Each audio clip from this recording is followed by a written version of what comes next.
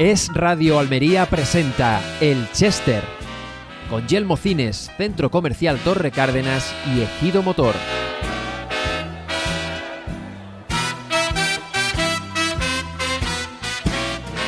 Bueno, pues efectivamente ya estamos aquí una semana más en el Chester, dispuestos a echar un rato de reflexión compartida con un protagonista que nos venga a hablar un poco de cosas que nos interesan a los almerienses, alguien que conozca bien nuestra tierra y nuestros intereses aquí en la provincia de Almería, siempre con el agradecimiento previo y preceptivo a Centro Comercial Torre Cárdenas, que son los verdaderos artífices de todo esto, los que han apostado desde el principio, hace ya años, por este Chester que hace ya bastante tiempo que superó las 100 ediciones. Ya Vive me tendrá que actualizar y decirme por cuántas ediciones llevamos ya del Chester.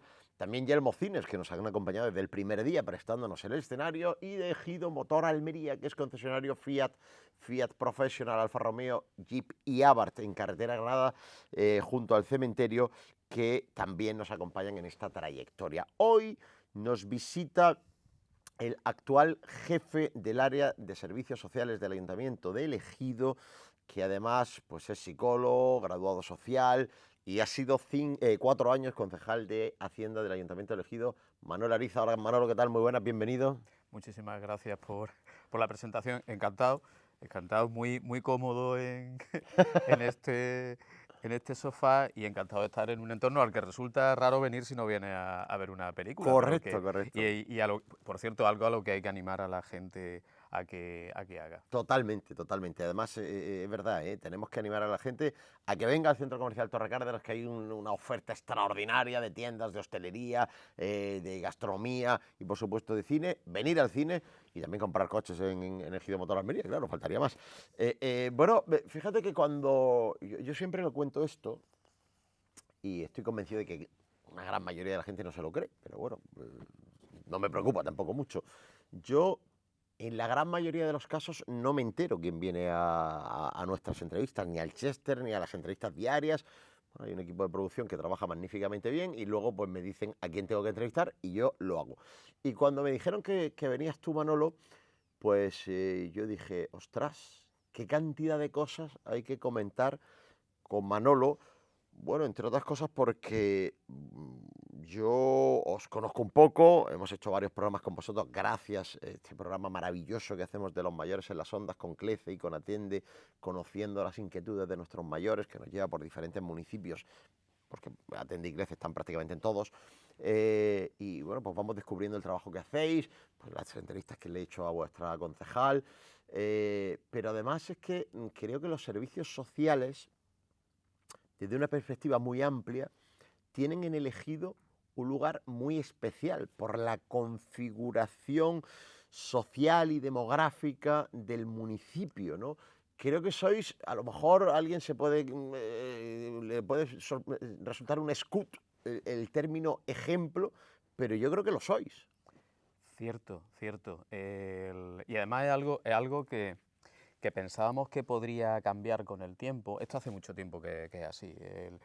Si te digo que son 2 décadas, pues seguramente me estoy quedando corto. Pero creíamos que esa distancia que llevábamos, esa diversidad, esa complejidad, esas características tan especiales que tiene el territorio, la población, acabaría igualándose de alguna manera. Y no, seguimos teniendo una singularidad muy particular.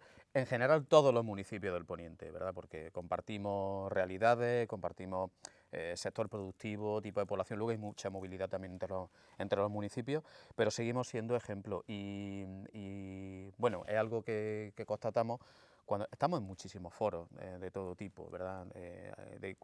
Siempre, desde el punto de vista social, siempre que tenga que ver con el campo de vulnerabilidad, colectivos diferenciados, y ciertamente seguimos destacando, no porque seamos más buenos ni más malos, a ver si nos entendemos, no se trata de posicionarse ahí, pero es verdad que tenemos una singularidad que seguimos siendo un poquito de foco y de laboratorio, con lo que eso supone, para bueno y para malo, ¿verdad?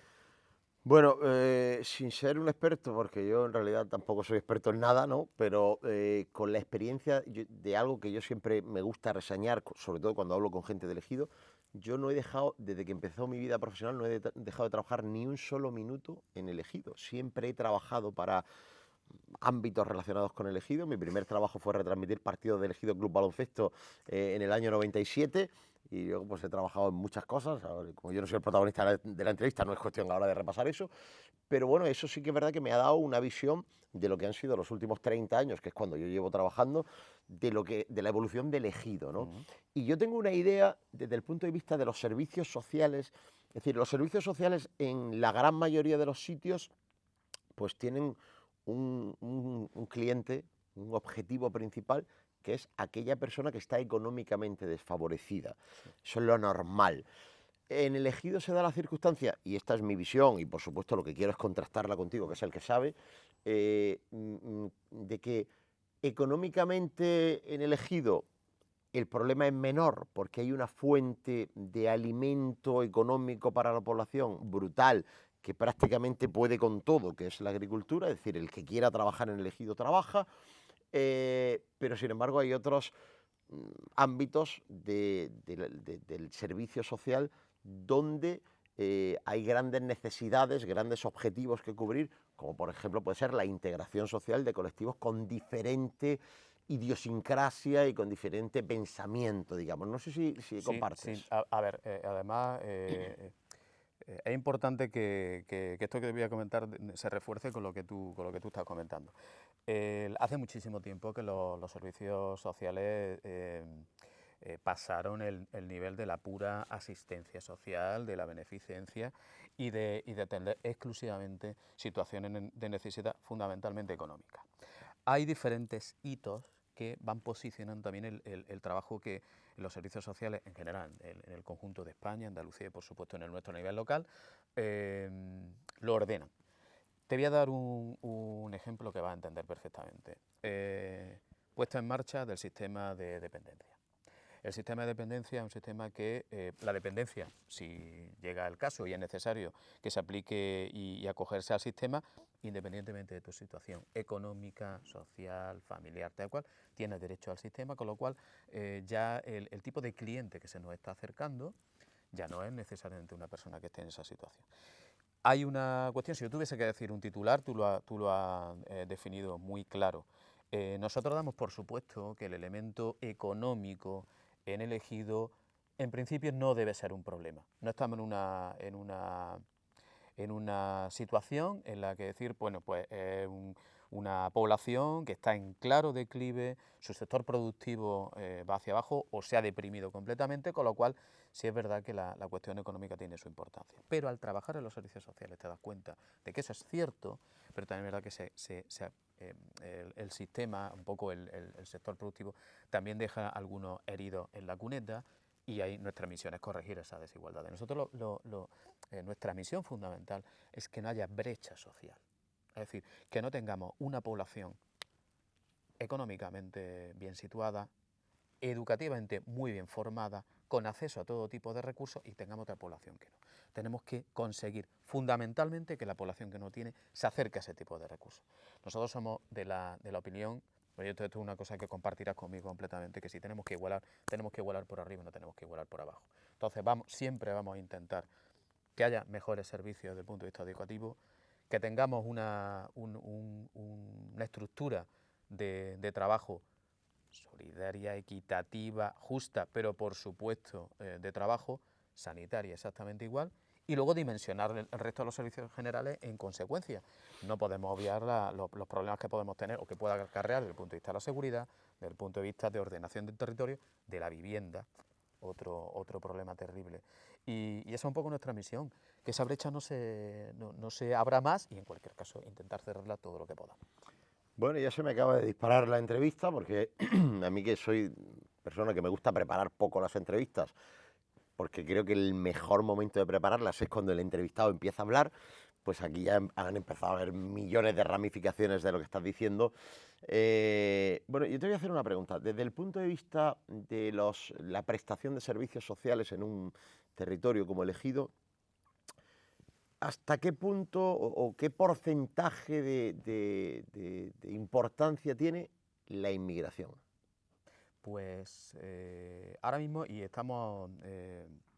son datos que estamos estudiando ahora mismo, pues hemos tenido diferentes momentos. Ahora mismo aproximadamente estaríamos en un 50%, ¿vale? Si te digo un 50% puede ser que estemos hablando de una relación de 60% a 40 o de 40 a 60, ¿vale? Pero no nos iríamos de ese rango, ¿vale? ¿Qué ocurre? Claro, esto es algo que hay que tratar con muchísimo cuidado porque da lugar a una mala interpretación de los datos y a posicionar las cosas en sitios donde realmente no están. ¿Son compatibles con los datos que hay, por ejemplo, en sanidad? Y son compatibles con los datos que hay en otro tipo de administraciones. Estaríamos hablando aproximadamente. Pero también es verdad que hay fases, ¿vale? Hay fases. Y luego hay programas donde hay más presencia y otros menos. Hay un momento en el que se verá que la población extranjera dispara un poco el porcentaje de necesidad de atención, coincide con la pandemia, ¿vale? Ahí tenemos un pico, pero es un pico que no se mantuvo, es decir, en el momento en el que hubo un desconfinamiento y entramos en un periodo más de normalización, volvimos a los datos que teníamos anteriormente, ¿vale? Y eso es un poco la ratio con la que nos manejamos. ¿Qué ocurre? En consecuencia, nosotros tenemos que dimensionar nuestra capacidad de atención en función también de esos ratios que nos vamos a encontrar. Por lo tanto, en nuestro caso, mi ayuntamiento ha hecho un esfuerzo importante en los últimos años en intentar que esa población, porque es importante que nosotros también seamos capaces de comunicar y de hacer llegar bien nuestros programas, nuestros valores, nuestras intenciones, nuestro modo de vida a la población que ha llegado de otro sitio que lo desconoce. Para nosotros eso es fundamental. Entonces hemos tenido que hacer un esfuerzo muy importante para que la estructura de personal, la estructura de atención sea capaz de hacer eso también. Y la verdad en ese sentido estamos bastante contentos.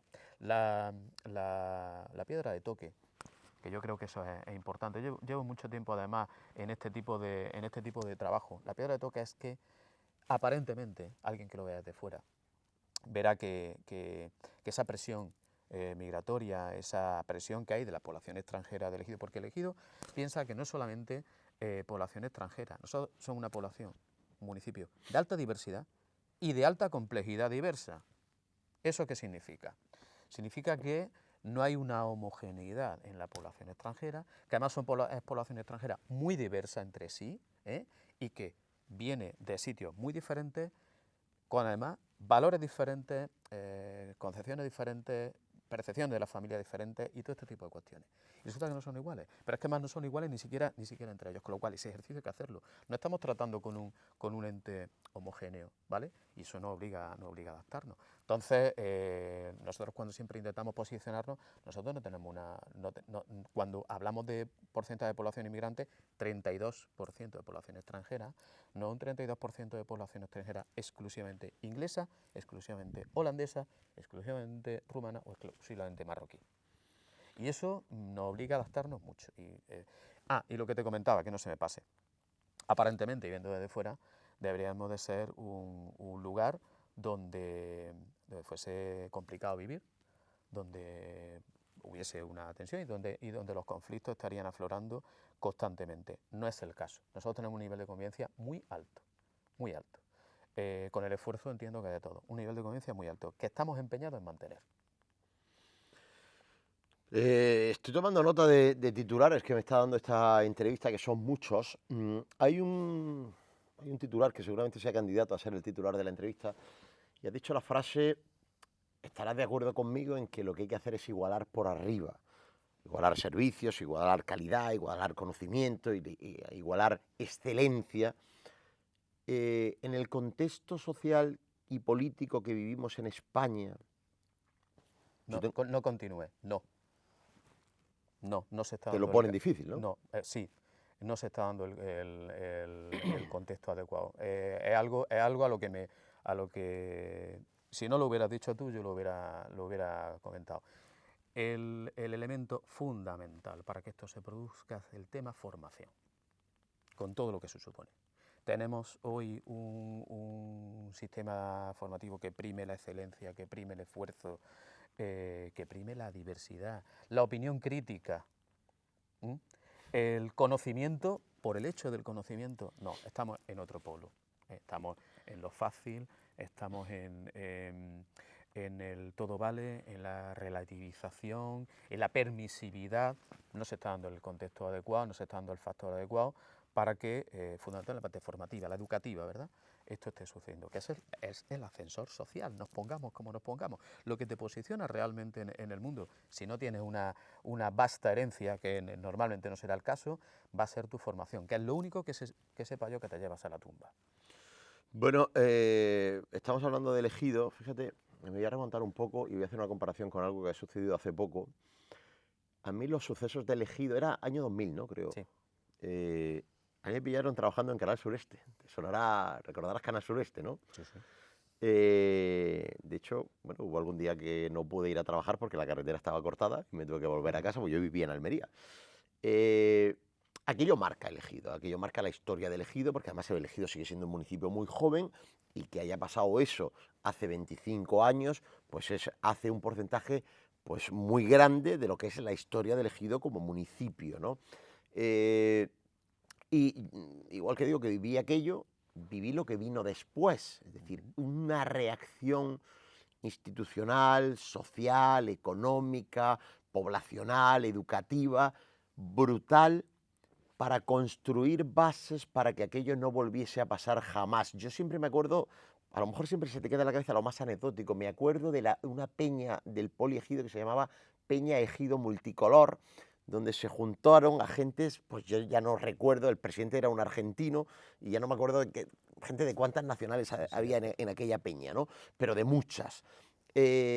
Bueno, todo aquello que se hizo, y además en mitad de un clima en el que los de siempre se empeñaron en poner a Ejido en el centro de la diana, en el foco de la mira telescópica, con argumentos pues, muy populistas y muy superficiales para criminalizar, pues en mitad de todo aquel ambiente surgió esto que nos ha traído a estos 25 años de ejemplo de integración.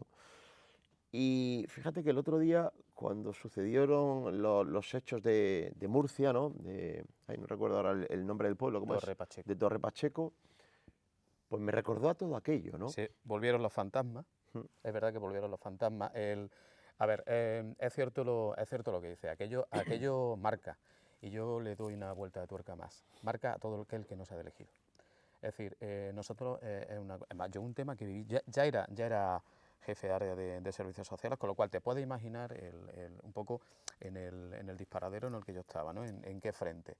Y bueno, nadie te puede decir con la que se montó, ¿no?, que aquello, si en ese momento te están diciendo, dentro de 15 días aquí no hay nada, se ha acabado.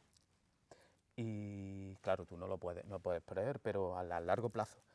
Y de momento no se va a volver a producir, pero en muchísimo tiempo. Tú en ese momento no te lo crees, ¿vale? Pero es verdad que eso sucedió, se pusieron bases, incluso los discursos también eran muy de cara a la galería, pero luego había que trabajar, ¿verdad? Y yo, que me tocó estar en un lado y en otro, veía, vale, me parece que un poco la pelea política por un sitio, pero el pragmatismo y lo que hay que hacer está diciendo que esta es la línea, ¿vale?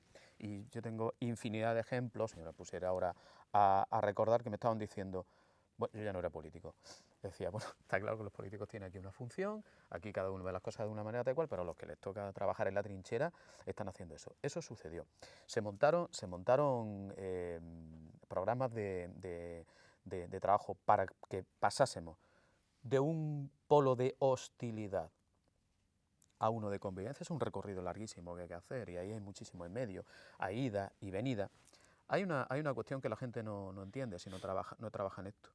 La convivencia no es la ausencia de conflictos, ¿no? Los conflictos se tienen que producir, pero deben de ser conflictos de intensidad leve, que se resuelvan y que además den la práctica para seguir resolviendo conflictos. Alguien en su sano juicio o que tenga el más mínimo sentido común puede pensar que una población tan diversa como la que nosotros tenemos, con diferentes intereses, con esa vivencia, con esa cantidad de relaciones comerciales, económicas, instrumentales que se están produciendo, no va a haber conflictos. Bueno, eso sería un poco ingenuo pensarlo. Claro que se dan, pero hay que resolverlos. Los de mediana y, en cualquier caso, moderada intensidad. Para eso necesitas buenos mediadores formados, que sepan que eso van a producir. Entonces, ¿por qué? Para evitar el gran conflicto, que es un poco lo que ha sucedido en Torre Pacheco, a quien, desde luego, a la gente de Torre Pacheco no le río la gracia, porque independientemente de lo que hagan ya, es cierto que a lo mejor por elegido, porque lo ha vivido antes, no va a ser el caso, pero para el resto de España quedan marcados, eso es cierto. Y como tú comprenderás, es absolutamente injusto que gente que es honrada, que es solidaria, que es acogedora, la etiqueta que tenga aquí puesta en la espalda es algo que no tiene absolutamente nada que ver con su forma de vida y con lo que realmente siente. Bueno, y en mitad de todo esto, pues nos hemos encontrado, insisto, han pasado 25 años, hay que decirlo, muy rápidos. Estaría bonito que hubieran sido un poco más lentos, la verdad, pero han sido muy rápidos. Yo te cuento una anécdota, no viene al caso, para que tú te des una idea cómo dimensiono yo el tiempo que ha pasado, te va a hacer muchísima gracia. Como aquello viene a raíz de unos, sabes que son unos asesinatos y tal, que se producen. Mi hijo está naciendo exactamente cuando se producen los asesinatos. No me digas. Sí, exactamente, nació en ese instante. Yo tuve que dejar todo el dispositivo del conflicto en la comisaría de Ejido porque me tuve que venir al clínico Mediterráneo. Con lo cual, claro, ¿cuánto tiempo ha pasado? Yo lo tengo claro, lo tengo en casa, 25 años. Totalmente. y aquí está, y tengo, gracias a Dios, esta bendición de hijo, pues, y es lo que me da. Y claro, cuando la gente dice, ¿tú te acuerdas cuándo fue aquello? Digo, perfectamente. Se me llamaron a comisaría, vente, que tu mujer está de parto. Pues fíjate, insisto, el trabajo que se ha hecho en el Ejido es extraordinario. Cuando mi mujer lo oiga y lo vea, dirá, ¿para qué cuentas esas cosas? Por supuesto, mi hijo, si lo ve, pues dirá lo mismo. Pero lo tengo que contar, eso... En fin. No, yo creo que está bien contarlo. Sí. Insisto, se ha hecho un trabajo excepcional para ponerlo de ejemplo en cualquier sitio del mundo. Insisto, a pesar de que todavía hay pues simplones, turuletos, mangantes, demagogos, gentuza muy sinvergüenza que sigue hablando de racismo en el Ejido. Incluso algún político con alto cargo sigue hablando de racismo en el Ejido.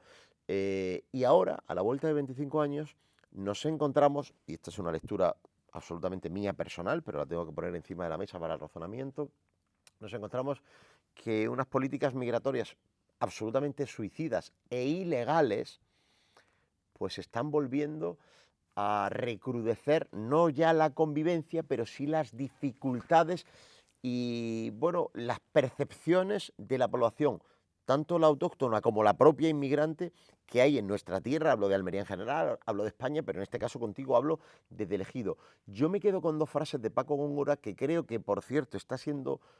A mí es que no me gusta la palabra valiente, porque decir la realidad y lo que uno piensa, a mí me llama mucha gente valiente. Y yo, no es que me moleste, pero no estoy de acuerdo. Es decir libremente lo que uno piensa y reflejar la realidad no es de valientes. Creo que lo contrario es de cobardes.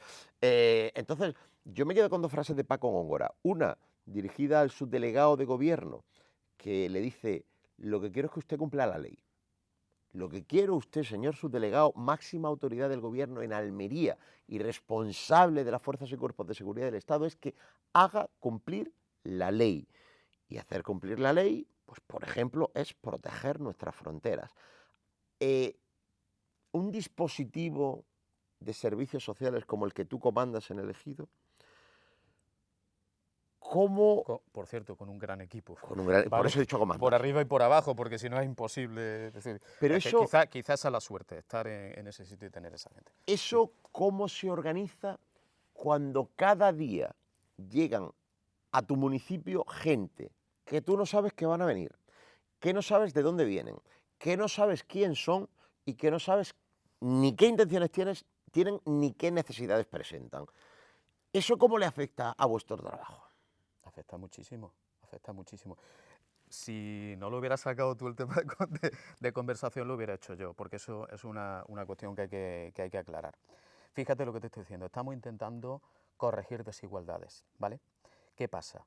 Si nosotros no controlamos bien la frontera y no deja de llegar gente en la situación a la que están llegando, independientemente de los factores geopolíticos que estén sucediendo, que por supuesto ahí tiene que haber detrás unos intereses a los cuales seguramente nosotros no somos capaces de darle alcance. Pero si nosotros nuestra pelea para igualar por arriba, ¿eh?, ¿qué es lo que tenemos que hacer? No deja de llegar gente por abajo, es decir, ¿qué pasa? Tenemos que volcar los recursos en la acogida y no en la integración, porque los recursos son limitados.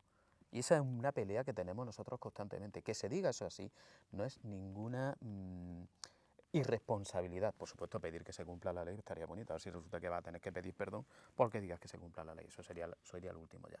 A nosotros una cosa que nos ocurre, y retomo algo que habíamos comentado antes, es que nos sigue pasando. Estamos en muchísimos foros. Yo mañana tengo que estar en el foro andaluz de las migraciones, precisamente para plantear una cuestión que, bueno, como está en el orden del día lo puedo plantear, y es que ya definitivamente se solicite la declaración de Andalucía como frontera sur, que va a ser fundamental, es decir, frontera sur de Europa. Eso se va a pedir a través del Foro de la Migración. Yo creo que se va a votar a favor porque es una cosa que nos viene bien a todos. Pero eso supone también que Europa tiene que dictar una serie de recursos, no solo a la vigilancia, sino también a la atención de las personas y a su integración en todos los sentidos, completamente diferente a los que tenemos ahora.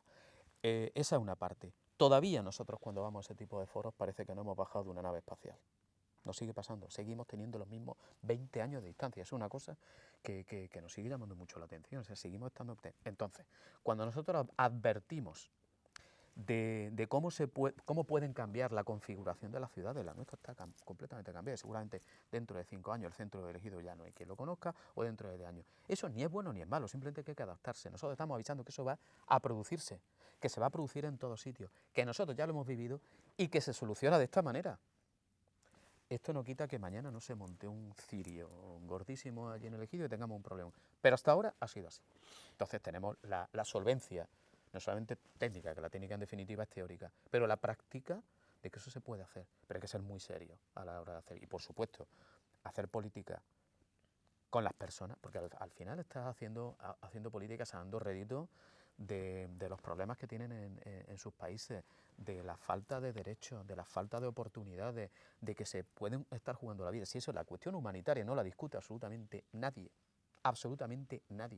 eso no lo vamos a discutir. Ahora, es cierto que cómo se ocurre hacer política de eso. ¿Y cómo se ocurre decir que una persona es responsable cuando dice yo a la gente que tengo en mi territorio, postura evidentemente del alcalde, porque esa es su responsabilidad, la gente que tengo en mi territorio la tengo que tener bien atendida? Pero ¿cómo voy a acabar de atender bien a la gente que tengo en el territorio si no acaba de llegar gente y en unas condiciones, hombre, no son jeques saudíes, a ver si nos entendemos, porque hay que entender lo que es así, con lo cual tiene unas necesidades básicas brutales. Los recursos son limitados, se tienen que destinar a eso en alguna medida, cuando podríamos estar destinándolo a otro sitio. Ese es un debate que tenemos constantemente, incluso desde el punto de vista interno, bien resuelto, porque evidentemente pensamos todo igual. Pero fíjate lo que a nosotros nos supone. Cuando yo cuento, yo soy cordobés de nacimiento, cuando yo no tengo que contarlo mucho porque la gente ya lo sabe, pero en la tercera semana de agosto yo estaba de vacaciones, estoy en mi casa, vivo en la playa. En una semana, 3 pateras en la puerta de mi casa. Esto no es... Mientras estaba pasando eso, estaba pasando en Palermo, estaba pasando en Vera, es que no fue un hecho excepcional, pero solo 3 en la puerta de mi casa. Yo, claro, cada uno tiene un poco más de conocimiento sobre unas cosas y un poco menos sobre otras. Por ejemplo, la realidad sanitaria andaluza, pues es un tema que me ha interesado desde hace bastante tiempo. Y claro, hay gente, fíjate, lo que voy a describir ahora mismo, hay gente que cuando lo cuenta su reacción es llamarte racista.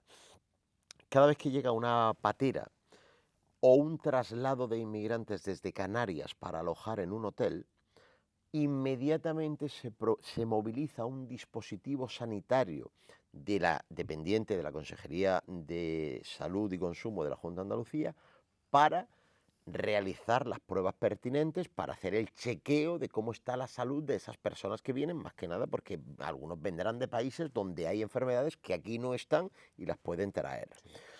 Evidentemente, los dispositivos sanitarios, enfermeros, técnicos, celadores, médicos que van a ese dispositivo, antes de que se produzca el desembarco de la patera o el traslado de inmigrantes, no están en la playa ni en su casa rascándose la oreja. Están trabajando en un centro de salud o en un hospital y tienen que abandonar su puesto de trabajo para ponerse a disposición de dicho dispositivo.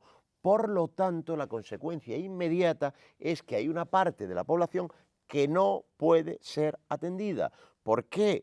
Pues porque quien le estaba atendiendo deja de atenderlo y no hay suplentes, no le estamos pagando a gente para que estén en su casa o calentando en la banda como si fuera un partido de fútbol para entrar de suplente cuando hay que atender a una partida de inmigrantes, a un grupo de inmigrantes que han llegado de la manera que sea, ya digo. Bueno, pues hay gente que cuando describes esto dice, no, es que tú eres racista. Mire usted, que yo lo que te estoy contando es la realidad, que los recursos son finitos y que aquí, en España, en Andalucía, en Europa, no podemos aspirar a atender a cualquiera de los miles de millones de personas que viven en África y que quieran venir aquí. A ver, yo ahí retomo también nuestro discurso no se queda solamente en lo que hemos comentado. Está claro que Europa, quizá en nuestra posición no, pero en el resto de Europa, Europa es un continente envejecido, España es un país que va envejeciendo y se necesita personas jóvenes que vivan, que trabajen, que crezcan y que den riqueza no solamente a ellos, sino a las comunidades. Eso está clarísimo. Lo único que pasa, y aquí retomo la siguiente vuelta de tuerca, que por ejemplo nuestro alcalde no cansa de decir, es si no estamos en contra de que venga gente de África, de Asia, de América, pero por Dios que vengan regularizados, que sea una inmigración ordenada. Ahora mismo el único orden que tenemos es que no hay orden y que las regularizaciones, que la ley de extranjería dice muy claro que son de carácter residual, son las que se han convertido en la norma. Y eso no se puede asumir. A nosotros nos toca gestionar, porque por derecho nos toca gestionar, pero no es algo con lo que estemos de acuerdo. La inmigración debe ser una inmigración ordenada. Y yo creo que eso poco debate admite. Manolo, tengo que agradecerte enormemente que hayas venido, aunque tengo que reprocharte la gran cantidad de titulares que me has dado y que ahora yo tengo que ordenar y suponen un trabajo extra para mí, así que esta te la guardo, aunque como ya me debías una cerveza de antes, pues ahora a lo mejor pues, me tienes que invitar a dos. Oye, que muchísimas gracias por haber venido, muchas gracias por todo lo que has contado, muchas gracias por la cantidad de información y de conocimiento, porque yo estoy convencido de que esto que hacemos aquí, sobre todo, tiene que servir para que la gente reciba información de verdad y no manipulación, que es la que se recibe todos los días en nuestros cerebros y en nuestras orejas. Así que muchísimas gracias. Me deja de apuntillar Hombre, una cosa. claro, Tengo que rematar una faltaría. cuestión que nos va a servir también porque lo hemos ido comentando a lo largo de la... Dices que si se ponen todo este tipo de cuestiones contrarias al pensamiento único que pretenden que tengamos, lo único que te van a contestar es que eres un racista, eres un xenófobo. Si seguimos en este modelo educativo, en este modelo social, en el que no damos la posibilidad de que la gente sea capaz de asumir y tener conocimiento, es decir, todo lo que hemos comentado, al final a lo mejor tú tienes otra percepción, pero la única forma que yo tengo a la gente a la que no estoy formando adecuadamente de darle un titular para que te ponga a ti la etiqueta, no es, me ha contado esto y a lo mejor tienes razón, no, te voy a poner una etiqueta y te voy a posicionar, racista y xenófobo. Y esa es la tendencia y es a eso, por desgracia, a lo que estamos llegando. Pues lo dicho, Manolo, muchísimas gracias. A vosotros. Bueno, encantado. nosotros vamos a seguir trabajando en esto, así que nos vamos a ver en otra. Estamos a vuestra disposición.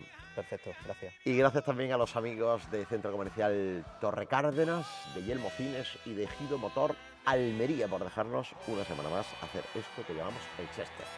Dentro de 7 días, si no pasa nada, más. Adiós.